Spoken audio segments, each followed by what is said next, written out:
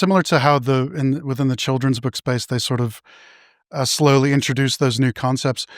What sort of escalating trail of games would you recommend for those who want to start to take an aesthetic stance towards playing? That's such a great idea. I mean, it's such a great question. One of the first is unpacking. It's the ultimate argument for aesthetic reading. It has nothing in it unless you are doing an aesthetic reading. And it basically proves the point that people are doing aesthetic reading, because all the game is you click on boxes and unpack things and put them on shelves. And you do it over and over and over and over again. And if you are not thinking and interpreting and wondering and asking questions and building a sort of lived experience out of that event, then the game means zero.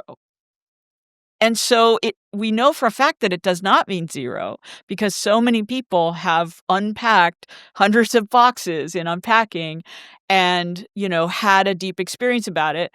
Therefore, they are doing it. Therefore, this game proves that we have aesthetic experiences when we play games. It takes such a universally archetypal experience, moving, right? Moving into a new space is wrought with tension.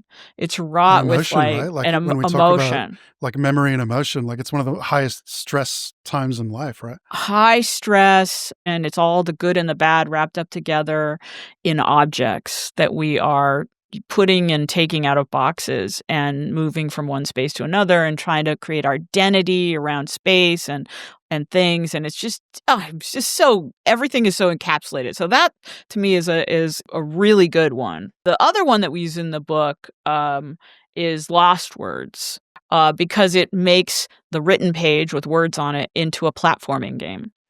And we play as a young girl. Her stories fill the pages of her journal, along with all the things that are happening in her life. And there's this wonderful intermixing of the fantastical world of the game and the real world of her journal and her real life, which is going through some significant changes. And I played it while I was still dealing with the loss of my father. There was a moment when I actually literally had to stop the game and cry. Not for what was happening in the game, even though it was just for me. I was crying for me because the game brought me there. It's important to know that games can do that for us, right? That is the message of reading a game. Right? That we are mixing together our experiences in the games and our lived experiences as people.